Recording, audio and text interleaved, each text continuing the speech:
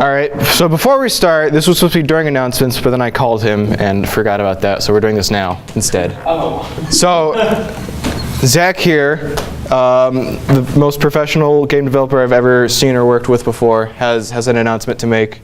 You guys saw him 2 weeks ago when he's talking about his game, and it is releasing this Valentine's Day with an asterisk next to that, and he'll explain why. Yes. Yeah, okay. So, hey everybody.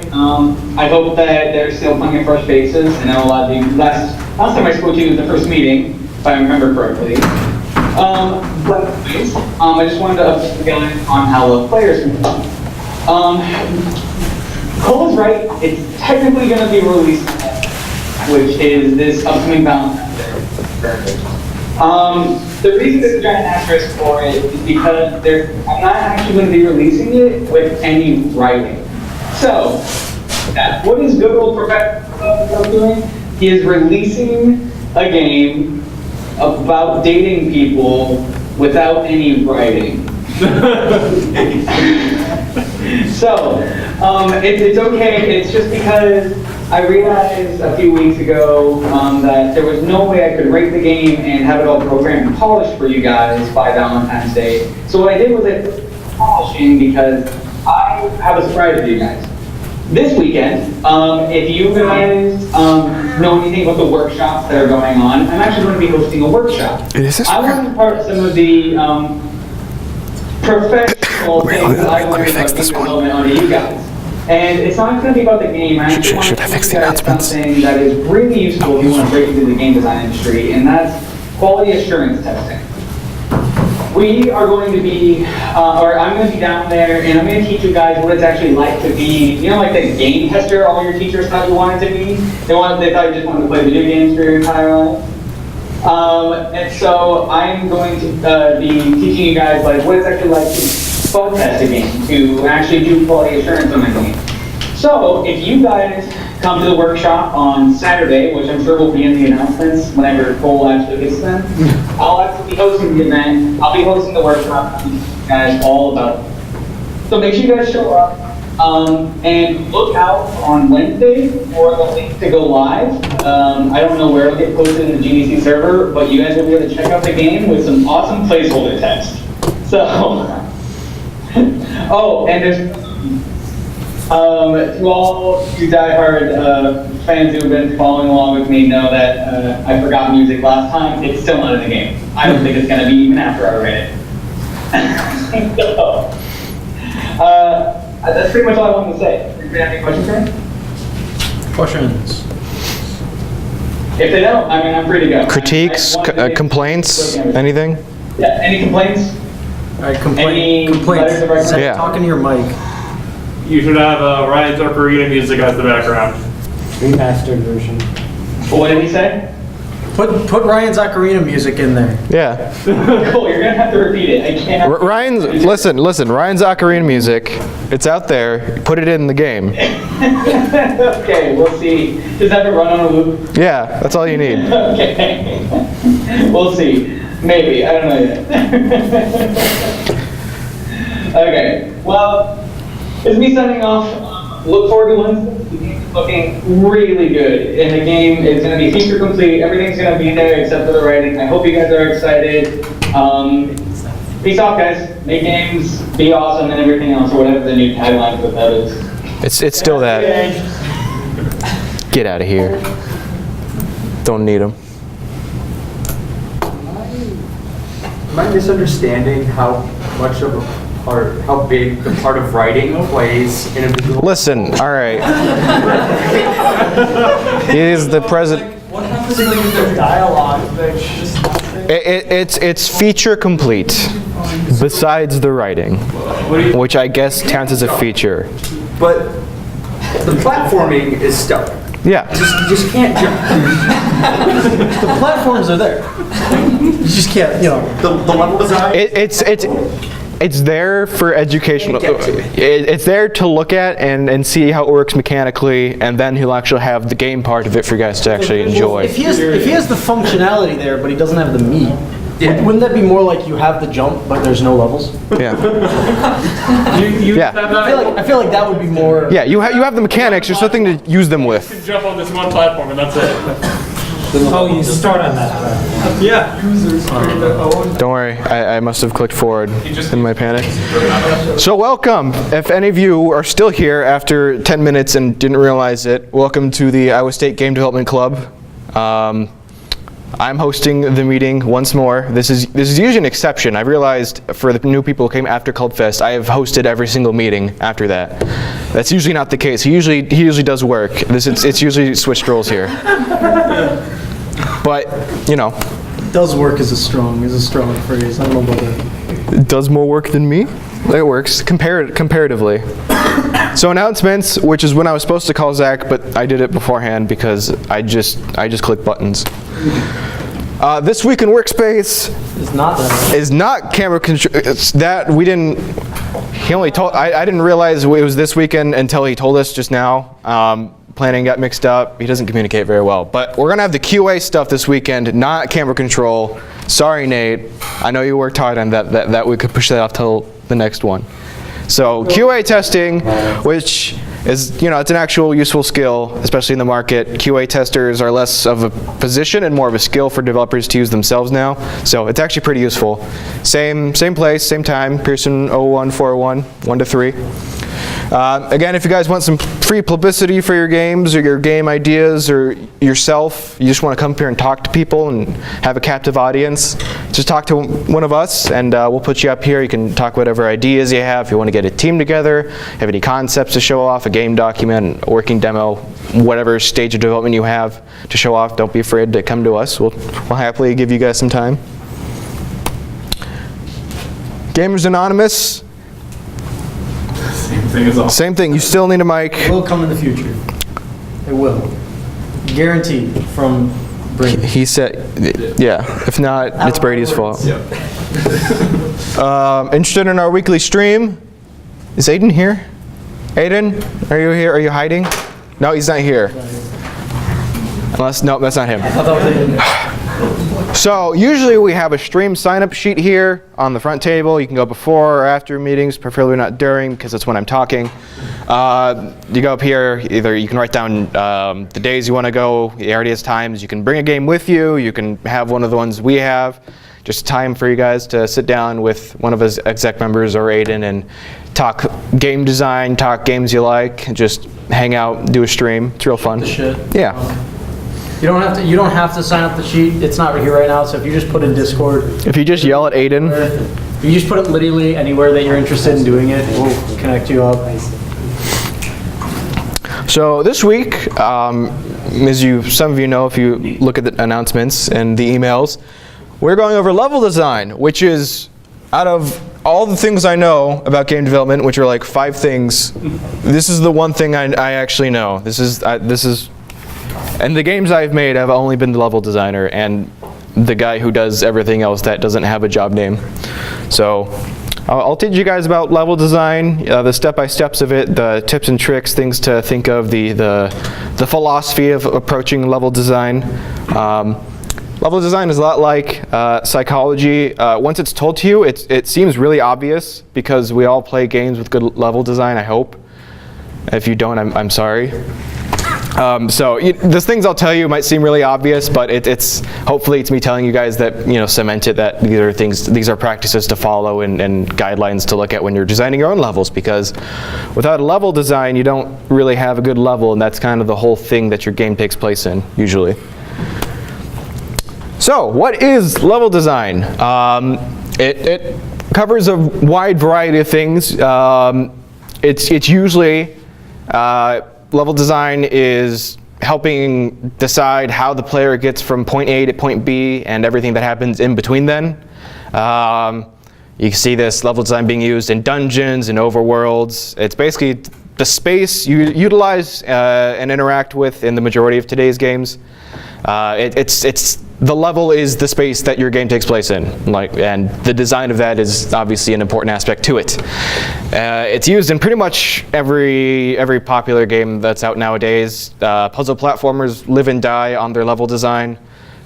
Portal wouldn't be a puzzle game if it didn't have good level design. Dungeon crawlers, open world games have ridiculous amounts of level design, which is really complex, and even I am really daunted by approaching that stuff. Linear adventures, obviously, pretty much anything that puts you on a path to do an objective has some sort of level design in it. FPSs, MOBAs, competitive games, Overwatch, the maps have heavy amounts of level design in it. They are every collision box, every ledge, everything you can possibly interact with has been carefully put there with a purpose and a utility. So it's used in a lot of things, and that's why I'm going to teach it. What makes good level design? And this is kind of the approach you should take when you're thinking of the levels you're going to make for whatever genre. If it's top-down, it's side-scrolling, it's a third-person, first person, second person, whatever you're doing with your game. When you're making your levels, first and foremost, you got to know what you're trying to accomplish with your level.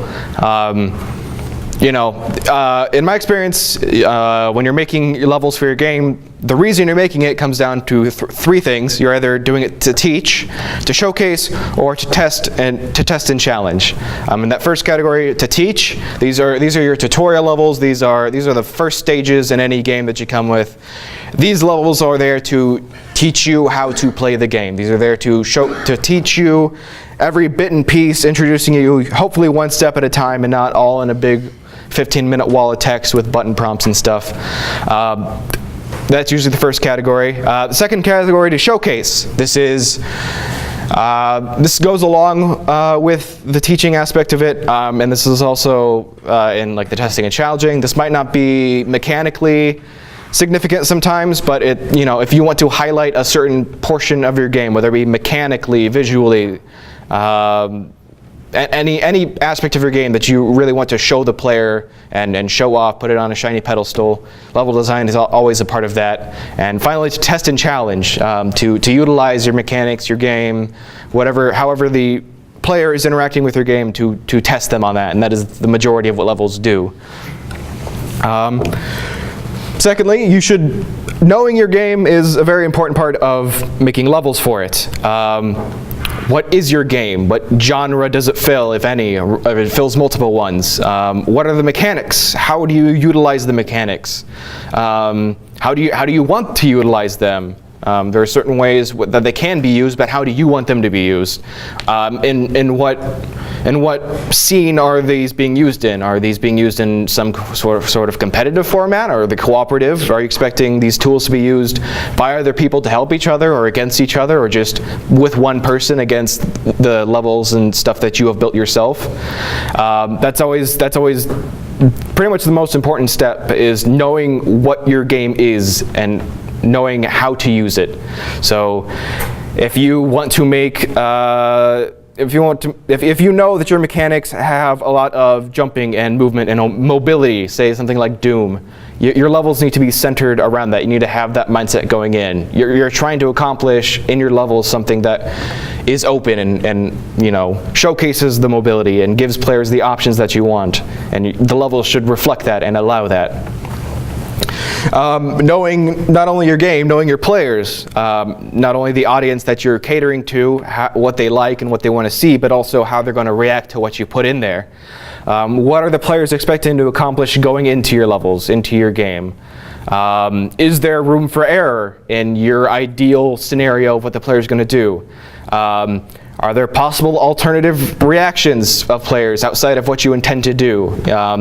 Knowing players, even though it's not an exact science to know how people are going to react when they encounter what you give them in a game, you can get pretty close with a lot of experience and a lot of practice, and that's very important to making a level. Level design is very much about flow and knowing where you want the player to go and what you want them to do, and trying to get them to do that or find some other way that you have usually accounted for.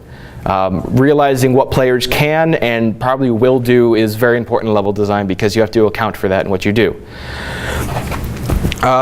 Just knowing some good tools. There are there are definitely tips and tricks outside of just the philosophy going into it of level design.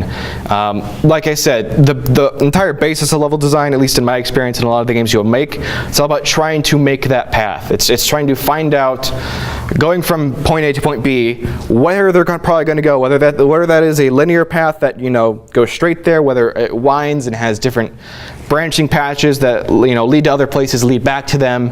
You're making a path, a trajectory for your players to go, and you have to know what they're going to do, how they're going to get there, and that's pretty much your entire goal of making a level, is to get them from that point to the other one and everything that happens in between.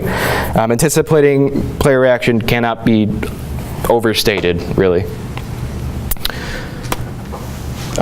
Tools of the trade, some actual tools for you guys to think about. These are the 4 that I can think of that, big buzzwords.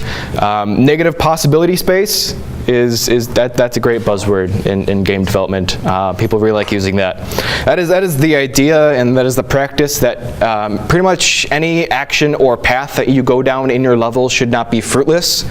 There should always be some sort of reward there. You shouldn't feel like you wasted your time in going off somewhere or doing something, whether it be exploration or any part of your game. It shouldn't feel wasted. A good example of this, of really bad negative possibility space. There's a map I was playing in for Dungeons & Dragons. It was a cave that had, the intended path was across this river in the cave, and you went down, and there was, there's holes and all sorts of winding paths, but you're supposed to go straight down and wind around. There were there was like 3 sections of it, and each section had 2 paths. One went to a dead end. There was nothing in the dead end. There was nothing to do there. It was just a dead end of the cave. The other path continued on, and that went on for 3 times. That is a misuse of negative possibility space. The reward, the reward for the effort put in of going to the alternate path is nothing. There is nothing to explore there. There is nothing to interact with. There is nothing gained from going along that other path besides turning back and going down the right one. So the concept of making sure that any path the player wants to take has some reward in it, or at least gets them to where they're going to go. It doesn't feel wasted. It could be an alternate path to where they wanted to go that leads them to the same place ultimately, but was different scenically, had different challenges in it.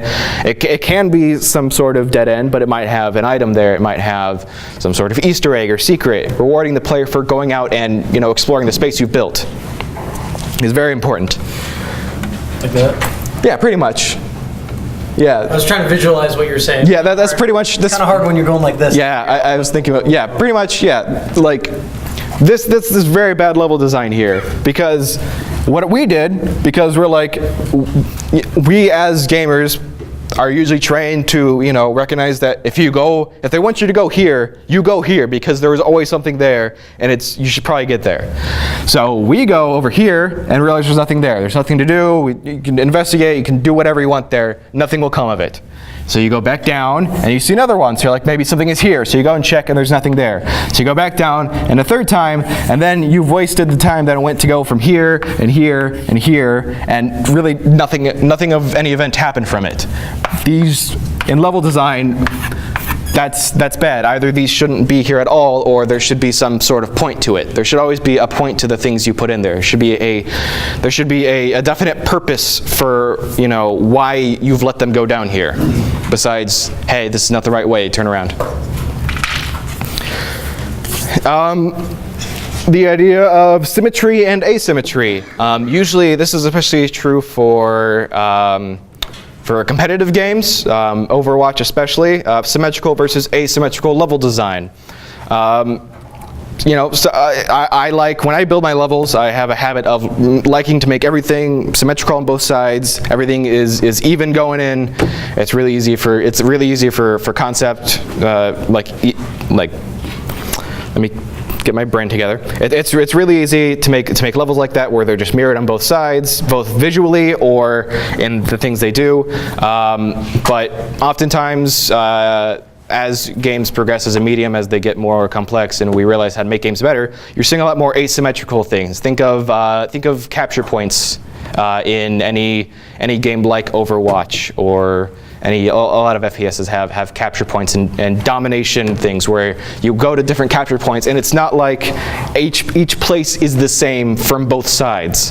For one side of the team, the way that you get to that level, the distance between it and your spawn point is very much different from the other team, from where you are, and the way you can approach that and the tools that you have at your disposal are very different. It's definitely a much harder way to do level design, but it's done right, it's very rewarding because it gives a different but very equal and opportunity experience to both sides of the people playing your game. And even in like exploration games, it's really important for making the game feel more organic and just feel less predictable. Because if you have a symmetrical map design and you go to one side and you know it's going to be symmetrical, you know what's on the other side. It's just kind of lame. You know, it's an exploration game. I shouldn't feel like I know what's coming. I should be excited to go explore. And finally, a good trick to think about is utilizing both vertical and horizontal space. A lot of basic level design, a lot of the early stuff I did is very much on grid paper, with 2D games, thinking of people moving along either like I only think of them moving along the ground, or on a side scroller moving up and down, left to right. Really utilizing the space you're given, especially in a 3D game, can make for some very great level design. A lot of games shy away from verticality in their games. They don't like spaces that are high up or down, where instead of going forward, your objective is to maybe go down, and the level shoots you farther down than farther forward, because as gamers and as the medium has gone, we're trained to go forward. Progress is always forward, and going up and down is really weird. But it's always good for, say, especially in single player games, enemy placement, looking up and down, really utilizing that 3D space you're given. You're given a whole nother axis to work with, and sometimes it's really good to utilize that space. I realize I could be using this cool pointer thing. Examples and comparisons. This is the part where I talk about games I look at and what I think about as a level designer. And kind of what I can take away from it and what you guys can take away from it. And of course, I'm going to talk about Dark Souls, but not like you think, I hope, maybe, unless you really know me. So the first point of level design is, this looks really confusing. You don't have to realize everything going on. This is Blighttown in Dark Souls 1. This is both a notoriously... It's a nice PowerPoint. It is. No, I mean Blighttown is a nice PowerPoint. Yeah, it's a nice PowerPoint. I mean, it's not well optimized. It runs on like 2 frames. Yeah, it is both praised and also criticized heavily. I'm going to go into the criticisms I usually have about this kind of stuff. There's a lot of text here. You don't have to know everything it does. It's very much a space that does utilize verticality. You're definitely. The goal is to delve down deeper, and the level goes around that. You're generally winding your way down this rickety settlement kind of thing, built out of, basically plywood and sticks. But many people like Dark Souls 1's. It's connected world, but from a level designer's standpoint, the problem comes because level designers really like the flow. They like knowing that player will enter from this area and they will progress through it, so we can build our encounters, our map, our level to focus on the player's experience going from this direction over here. Blighttown has 4 entrances / exits. And the level, it feels really nice because this connects to pretty much any other major point in the entire game, but also that makes it really bad in some places for level design, because as a designer you have to now think about how you're going to shape your experience to cater to whether the player is going from above and usually the intended route, whether they went through the back door, whether they have gone to one of the lower exits and back again. You have to think about that, because the experience of maybe going forward can be really rewarding and really challenging, and the developers knew you were going to go there, and they built this around to challenge and test you. But going back again, it's definitely not what they might have intended in some places. You can definitely tell, even in something simple as the enemies aren't looking at me; they're looking the other way. I'm not intended specifically to look this way. The way they wanted to showcase the level. Maybe if I had come through specifically, the Valley of Drakes, I remember, it's a winding dark cave, and there's definitely a change of tone from the forest area into this dank, disgusting, toxic shanty town kind of feel. And it gets progressively darker and dingier, and you see debris everywhere, and then you see at the very end of the tunnel, you see 2 enemies. And they're really big and intimidating, and they charge right at you. And that's a great level design. It really sets the tone of the place. It really sets the developers expecting to go from that way. Well, if you had gone through the other entrance, usually the main one, and back around to maybe go to that area, that was the way you wanted to go, you found that entrance, it definitely doesn't have the same tone. You go through a short exit, and there are these 2 enemies with their backs facing away from you, awaiting you to go from the other side. So I generally don't like level design like this. It's very nice in some way. I like the verticality of it. I like some of the freedom it does.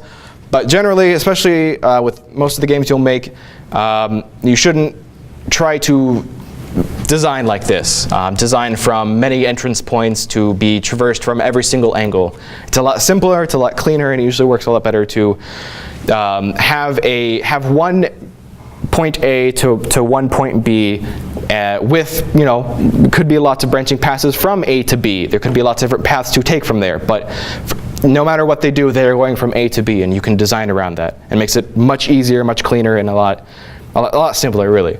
Plus, an important thing that people don't like about this area, the floor's poison. Most of the enemies poison you, and there's exactly 1 checkpoint at the bottom if you go one of the ways.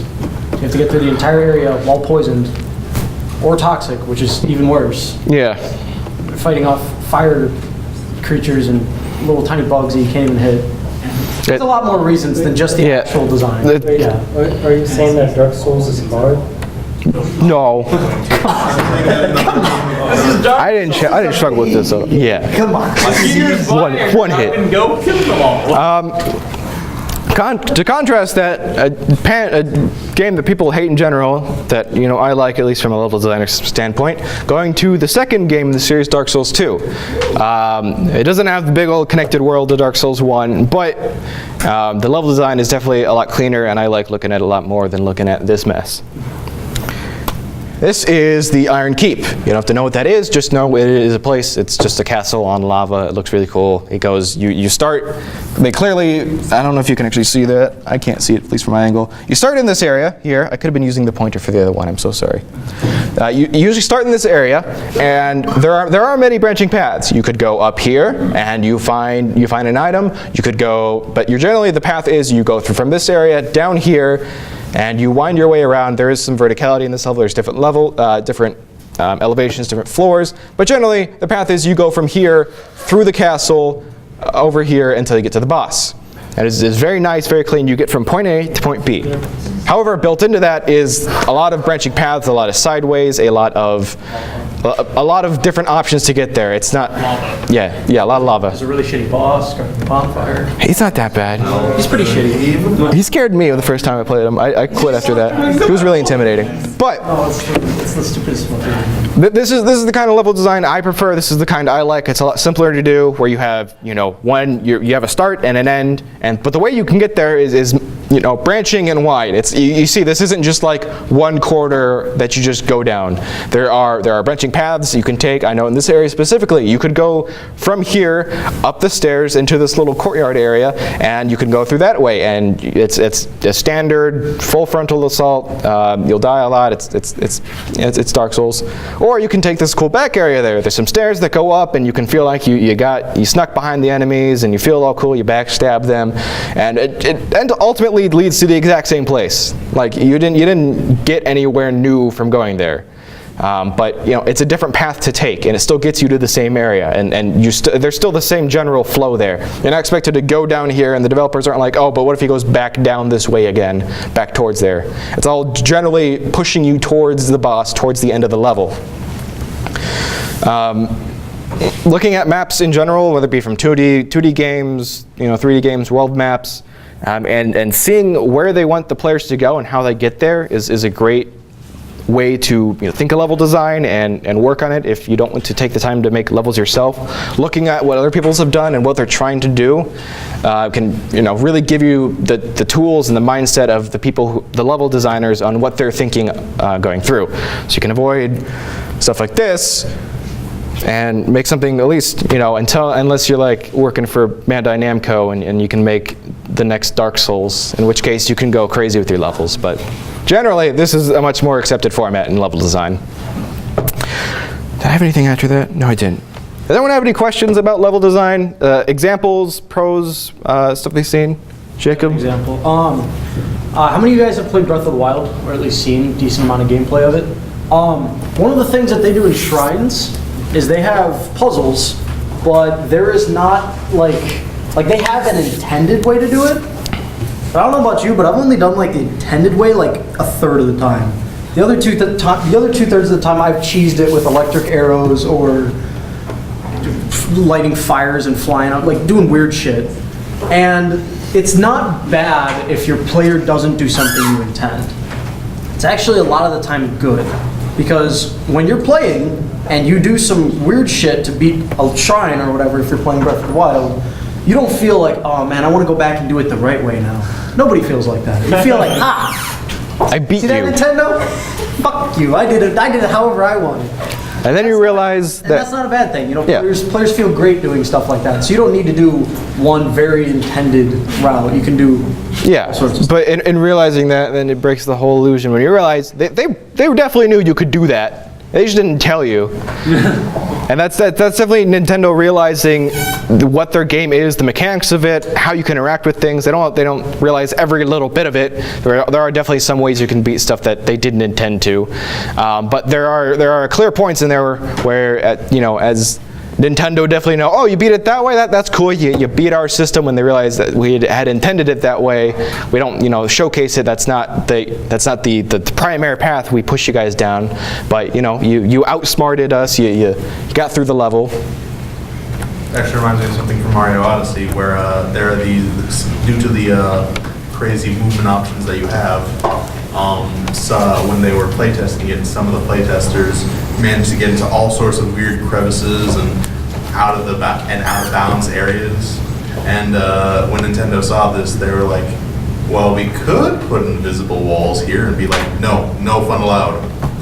Or we could just put like crap tons of coin piles up here for anybody who gets up here. Yeah. I've seen that they'll put it at like, you got to do like 5 really, really hard jumps in a row to get on top of something. It's just a pile of coins, because they're like, if anybody can get up here, I mean, they deserve something. Like, we don't encourage you to try to get up there because wow, but there's a reward if you do.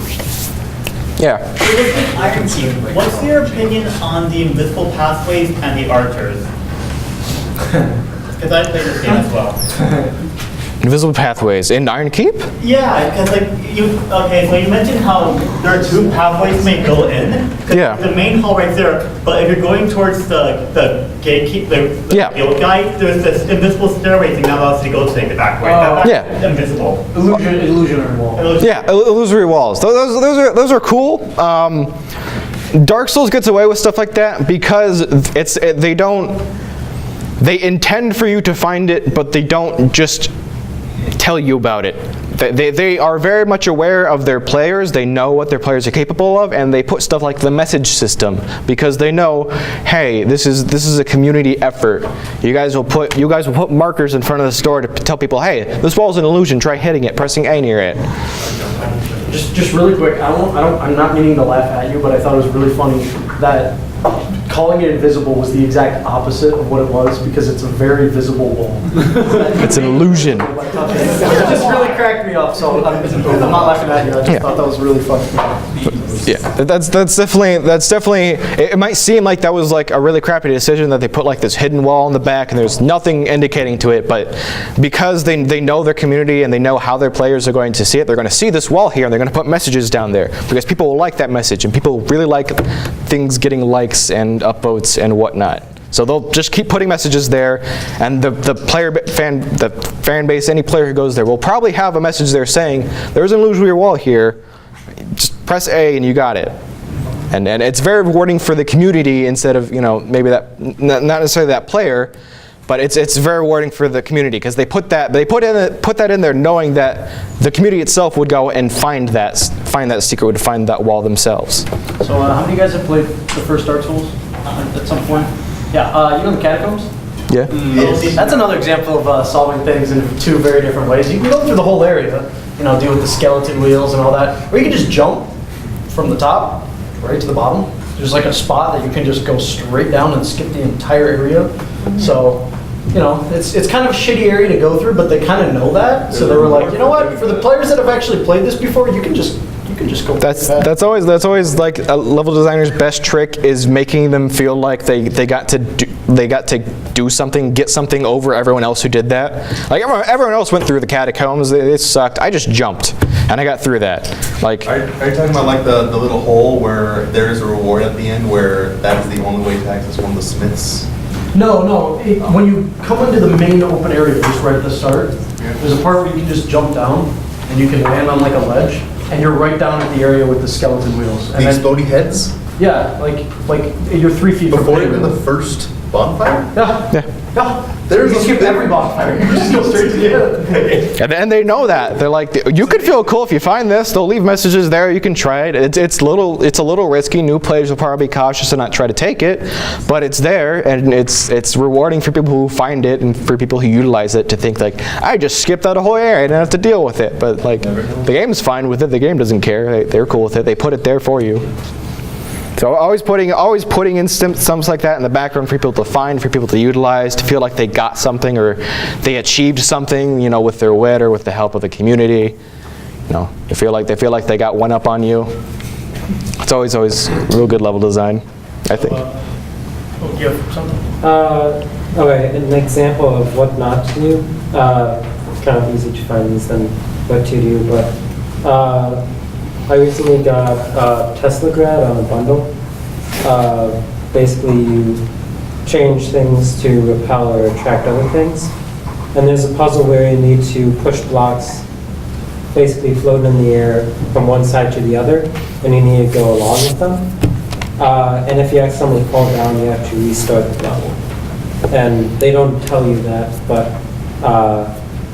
having something that basically breaks the level if you do it, and you have to reset the whole thing, kind of defeats the purpose of a good level. And that's definitely a case of the developers not realizing their game and what they've created and what it can do, of just putting in something like that. So. This is more just a, suggestion for people here, but if you haven't seen the sequelitis Castlevania video, it's pretty much the entire first point and most of the video is dedicated to how the level design of the first Castlevania, the game is really good. Yeah. And the second one is real bad. That's because nobody wants to backtrack. Real bad. That's something I forgot to mention. I had it in my notes and then I just didn't read it out.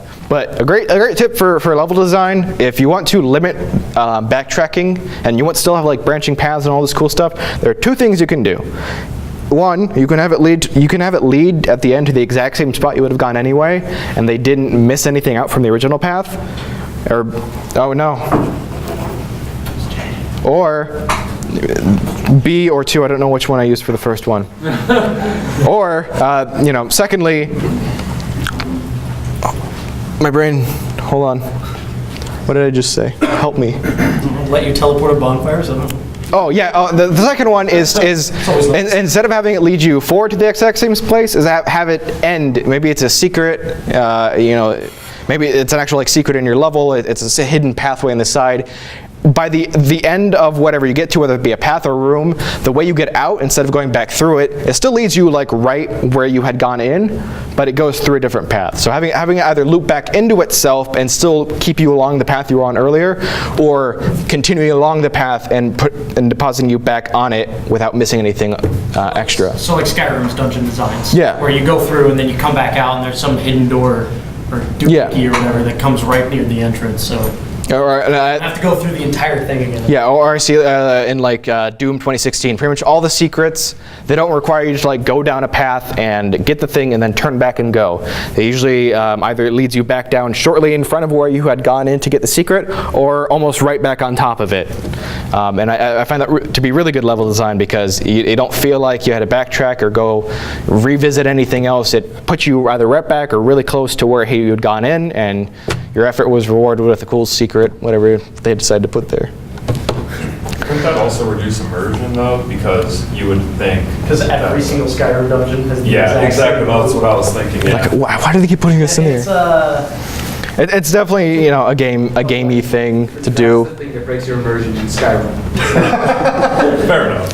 If it wasn't the dragon body flipping out and entering the nth dimension, Come on, Master Chief. definitely the fact that we all have 30 pounds of cheese you consume to make it through the Yeah. fight. That's too far. Master Chief, let's get the fuck. That's it, Master Chief. So you know, as advice, I'm sure you guys are going to be playing games this week. That's what we do. That's what we do in our free time. If it's a game that, you know, has a lot of level design, whatever it might be, I encourage you, when you're walking through it, to look at it as, in the eyes of a developer, as a level designer, and see what the developers are intending you to do. And what they're giving you, what tricks they're using, you know, the negative possibility space, how they're using verticality and their space, and the mechanics, whether they're trying to teach you something here or show off something that they wanted to show you, or, you know, challenge you in some way, to really look at, you know, the maps you're walking through and how they're designing everything. That's really the best way to learn level design, is seeing it in action and seeing it as a level and what they're doing with that. Since we have a little bit of time, I want to go on a little bit of a tangent. Oh gosh. Relax. In terms of selecting an audience for your game, spoiler, not everybody's good at video games. I am. People that are bad at video games, and that's fine. That's a good thing, sort of. And you have to decide what you want to do with your game, because there's different ways to approach appealing to different audiences. There is the method of abandoning them completely, like Dark Souls, where there's a fixed difficulty, and it says you have to get good, or I guess stop. Too bad. That is an option, and that does make a very, very clear level design, because you know exactly what you want to do and you know what kind of players will be playing your game. But it's not always the best way. You could have a dynamic difficulty, like Skyrim, where you get to choose different difficulties, or Halo or Call of Duty or whatever. But then the issue becomes, if you pick the wrong difficulty, the game's just going to be much worse than it would have been otherwise. If you're good at FPSs and you pick easy on Call of Duty, you're just, I mean, you're not even going to have fun. You're just going to walk through everything, melee people probably just for shits and giggles, because it's not even worth the bullet. But there's also, you know, a few different ways that are specific to games. Has anybody here played Celeste? Came out like a couple weeks ago. It's a really fucking cool game. It's a lot of fun. Has super good level design. But the way they tackled different difficulties is they had the main levels in the game. I think there's only 8. There's not many, but there's like 8 levels in the game, and they range from really easy to like fairly difficult, I'd say. Like, you know, near the end, you know, you're having your fair share of deaths.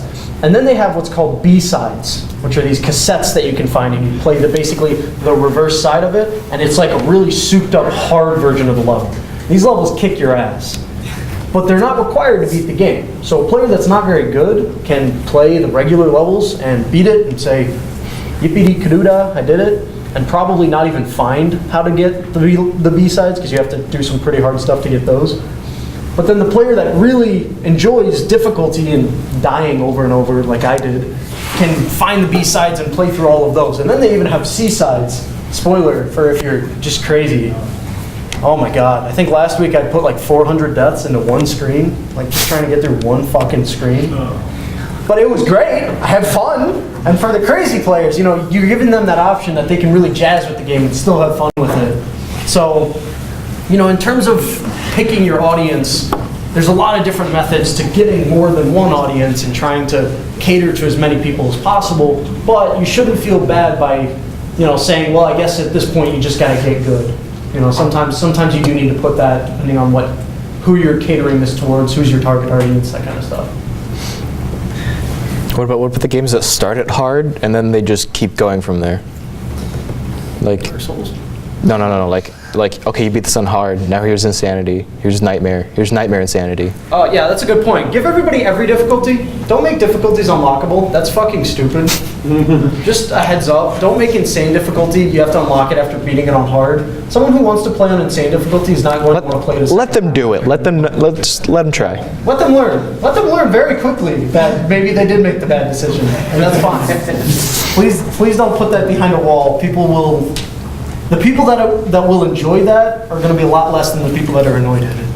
So, On the concept of difficulty, so usually you choose the difficulty at the beginning of the game.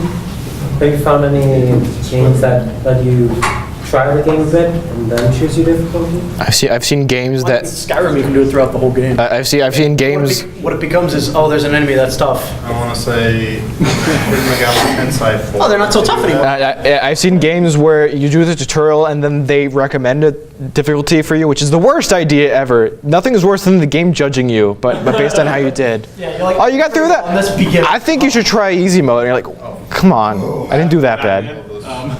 So Shin Megami Tensei 4, if anybody's played that, it lets you dynamically adjust the difficulty whenever you want. However, you obtain different rewards based on the difficulty that you play on. You play on harder difficulties, you're gonna get cooler stuff. Well, there's a lot of different sides to that. There's a lot of factors that go into it. Someone who's not very good at the game is probably going to feel a bit cheated because they're like, oh, I'm not getting very good stuff. Oh, what the fuck? It's like, well, just play on hard mode. Yeah, but I suck in hard mode. Well, then it's too bad. Like, Find places you can play on hard mode, that's- and then when you get to like a part you really get stuck on, Yeah. that's when you swap. And that's also where certain rules come into play, like not being able to switch mid-combat because, you get the boss to 1 health. You cannot switch. Insane difficulty. Yeah. I would assume not, but you need to make sure that those rules are in effect so people can't abuse the system. The last thing you want is people abusing the difficulty setting in order to cheese your game. Like come on, that's not even supposed to be a part of the game. Difficulty setting should not influence gameplay. That's The options menu. There's one other thing that I've been thinking of on like level design. What about like fighting games? Make sure you have. Like Melee? Yeah. That's the only one with like level design I could think of. Here's what I'm saying. I'll make a version. I'll think of a game like Tekken. It's you got like 2 planes to kind of move on, or 3 kind of you can kind of jump. Yeah. However, besides the backgrounds of each stages, if you actually look at them, there's a lot of differences between the stages, and they all lead into very different things. For instance, some of them are boxes. Some of them are circular, which makes certain wall areas kind of harder. Some of them are shorter, longer. Some of them are oval shaped, and if you go into Pokken, which means like depending on what side you're going on, you'll get all sorts of different combos. And then some stages have walls that break, which then lead into if you can get a good hit on those, you'll go to a completely different stage, as well as they'll be bounced. One of the stages in Tekken actually has several layers of breakable floor. And of course, each one then, when you break it, the opponent bounces, which leads into a full combo. So is that level design? Oh, definitely. And usually in those cases, they're doing it to give variety. Like, it's definitely asymmetrical level design. And not between like each opposing sides, but definitely between, like it's the same game no matter which level you're on, but they do offer, slightly altered and unique experiences depending on the stages you make. Like they're not just like palette swaths and scenery changes. They're definitely each one is in itself a well designed and well balanced stage, hopefully, but each one is designed slightly differently to cater to different things. Been watching a lot of people like play professional Tekken, and there's this one stage that's infinite. There are no walls, and one of the things they say is, oh, they got to change how they play now because you can't do any wall carries, no wall combos, because there are no walls. And then where it's like tournament friendly, you get thrown around. Yeah. You get to Smash Bros. And it's like, oh, which of these 3? Ben Lilac. Which one of these 3? Final Destination. The Omega option in Smash is genius, by the way. Because it's like, I don't want to go to Pac-Land. Nobody wants to ever go to Pac-Land. I want to go to Pac-Land. What is wrong with you? But it looks nice when you play Omega. Oh, I'm flat and whatnot. I just don't want to run. Oh, God. I know, Robbie, you had your hand up. I was just gonna talk about the game The World Ends With You. Kind of has like a really interesting difficulty thing where it's a pretty hard game for a lot of reasons. Most of it comes from the fact that it was on the DS, early in the DS lifespan, so they really wanted to use both screens. So you have to control 2 characters simultaneously with different combat systems. And that sounds like a really, that's a pretty high bar to clear for most people. Oh, yeah. I've known several people who started that game and said, yeah, no. But what that game does is it lets you kind of sculpt. First of all, you can just hand control of the top screen to the AI, or you can even set it so that the AI takes over after a certain number of like seconds of you not inputting anything.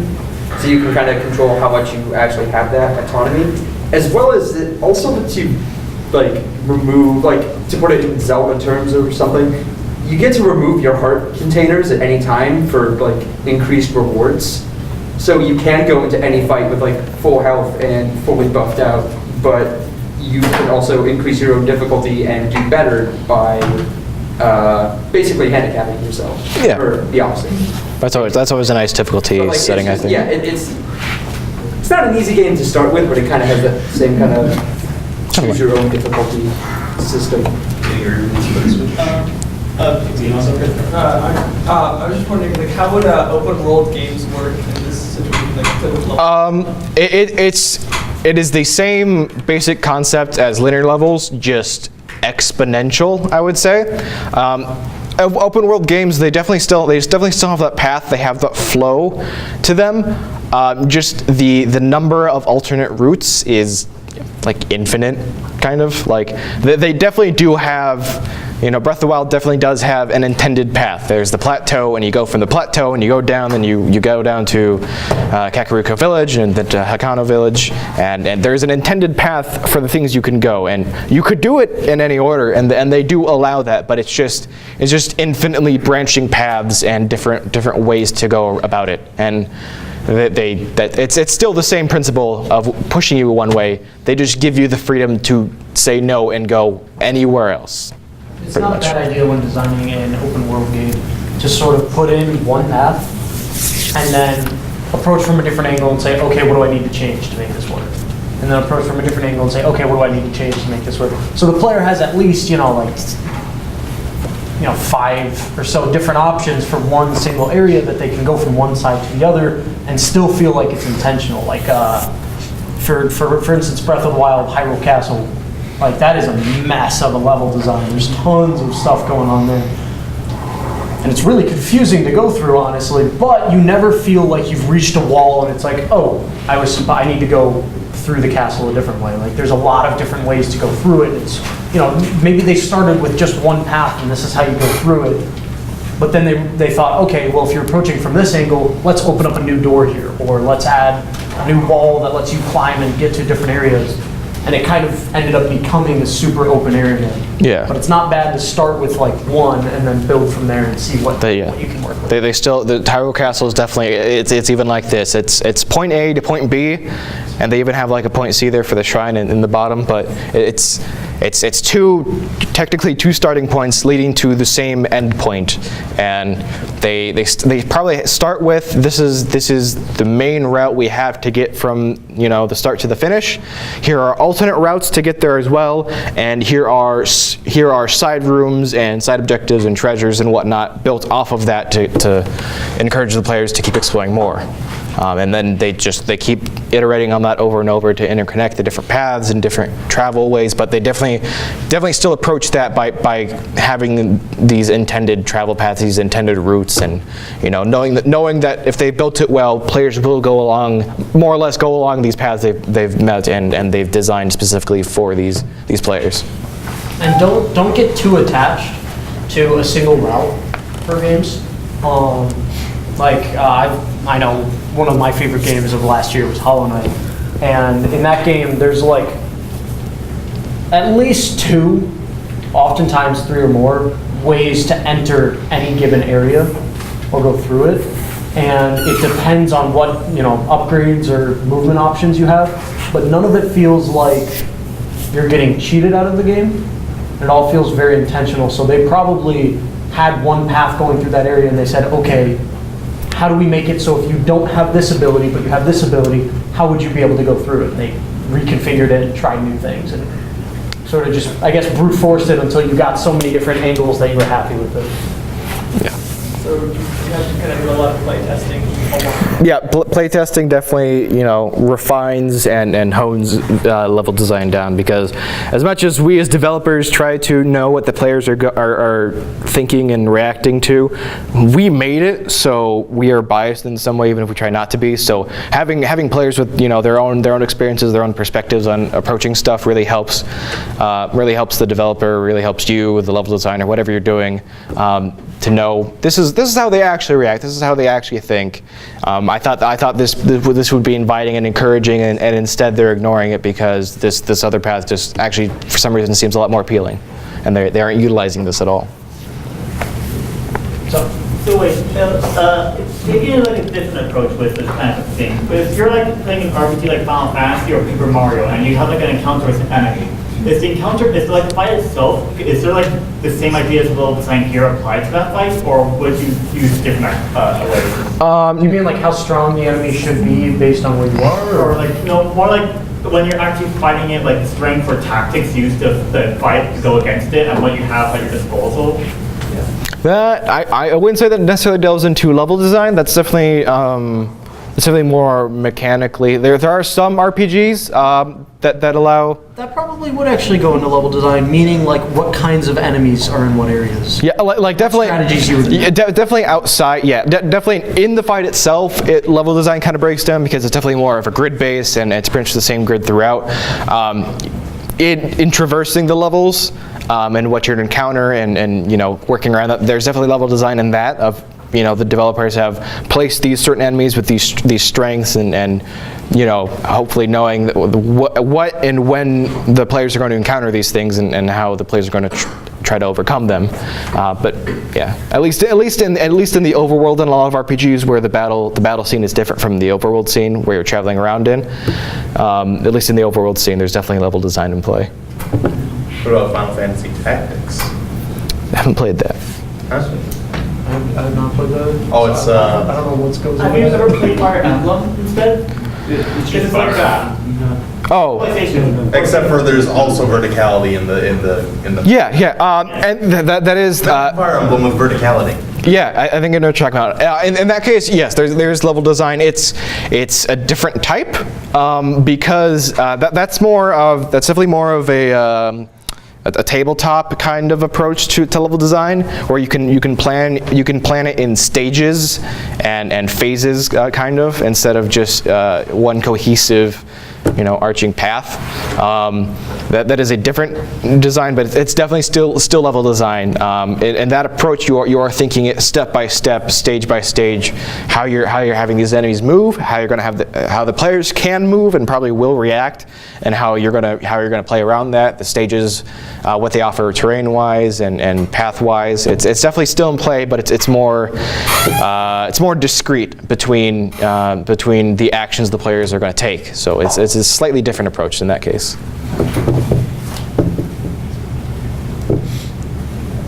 Anything else? If anybody had anything else, it's kind of we're kind of out of time anyway. So you can come up and talk to us if you want to talk to us about anything.